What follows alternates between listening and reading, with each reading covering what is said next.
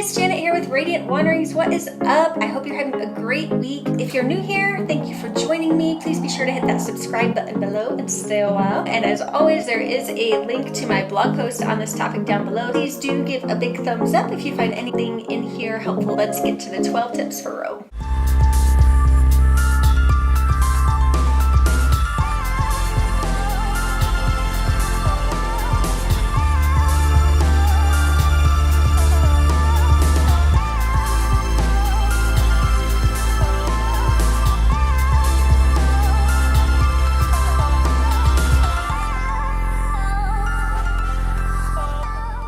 Alright, first tip, when in Rome, obviously do not rent a car. It is jam-packed with vehicles. They whiz by, the little scooters or motorbikes go in and out. You don't want to be trying to figure out streets and navigation there. We used the bus, public transportation. It was affordable. It was not easy. Make sure you get a bus route map before you leave the train station or the airport.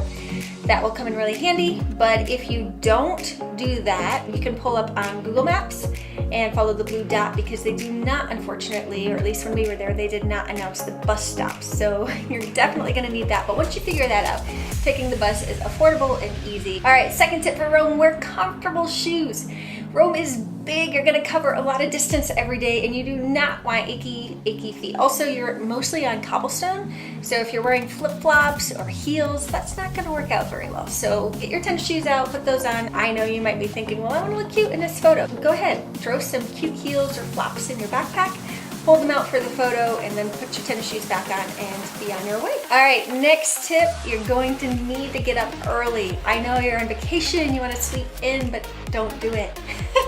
If you want any space or time to yourself, or if you just want to see a sight without crowds and crowds of people, you're going to have to get up early. At least pick one morning and one site and get up early and go see that and watch the sunrise and have that site all to yourself just for a few minutes and get those amazing photos. Next tip, the papal audience ticket. So if you want to see the Pope, you can do so on Wednesdays, and it is free to do so, but you do need to reserve a ticket in advance. I'll put the link in the blog. If you're interested, go ahead and click that.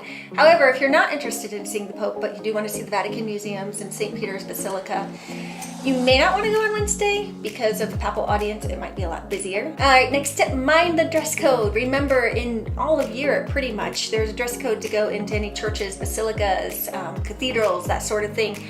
Women's shoulders need to be covered, men's probably too. A great option if it's hot in summer, just bring a scarf that you can throw over your shoulders. Shorts and skirts need to be knee length or past. So don't show up without these things or you will not get inside. Next tip, audio guides for a lot of the main sites, St. Peter's Basilica, the Vatican Museums, Colosseum, Roman Forum, and more. You can download, Rick Steves has a free audio guide for all of these that will take you right through. That's what we did. You're gonna wanna download it before you get to the site because with the internet and Wi-Fi, it might be slow. But this came in so handy and it was so nice not to have to pay extra for our tour guide or for the audio guides and the dirty headsets, just to have it on our phone with our headphones in our ears and walk through and listen to hear all the history and know what you're looking at. So be sure to do that before you arrive. All right, this one's gonna be a tough one for you, but do not overbook yourself. There is so much to see and do in Rome. You cannot do it all, even if you're there a week. I mean, you maybe can, but you won't enjoy it. So pick the top 3 or 4 sites that you must see. Buy those tickets in advance, go see those, and then leave yourself some space in the schedule to just wander and stroll, and there's history around every corner. And that leads into my next tip, which is purchase tickets in advance. Okay, I totally failed here. I wanted to save some money. One, you can't save money by buying them in person because you're still paying for a time slot, and so that's what the fee is for. I thought it was for booking online, it is not. And 2, those time slots fill up. So it is really foolish to wait thinking you're gonna save a few bucks. We ended up waiting in line probably an extra 4 hours in lines, if not 5, and that was with even getting up early for lines. So do not wait, book your tickets in advance. It will save you a lot of stress and a lot of time. Next tip, carry a water bottle. All throughout Rome there are water fountains. Just fill your water bottle there, especially before you're going to eat dinner or lunch. That way you won't have to pay for the bottled water, because if you don't know how to ask for tap water in Italian, which you could learn, but if you don't, they're gonna try to sell you the bottled water. And if you just have your own with you, No problem, you don't need to ask for anything. Next tip, eat like a local. So we discovered in our month in Italy that Italians stand to eat a lot, especially for breakfast and for aperitivo, which is kind of like the appetizer hour, which we typically eat dinner at that hour, but they have appetizers and drinks, and then they have dinner later around 8 or 9. A lot of times for breakfast, if you're going in to get a cappuccino or a croissant, you just stand at the bar. Same for the aperitivo hour, you stand at the bar, you eat the cicchetti, which is their name for appetizers, and a cocktail. By doing this, you save on the cover charge, or what they call the coperto, and you also get to feel like a local standing up there. It's a little odd at first because we're just so used to sitting, and I actually do enjoy sitting. For dinner and for lunch we would sit, but give it a try.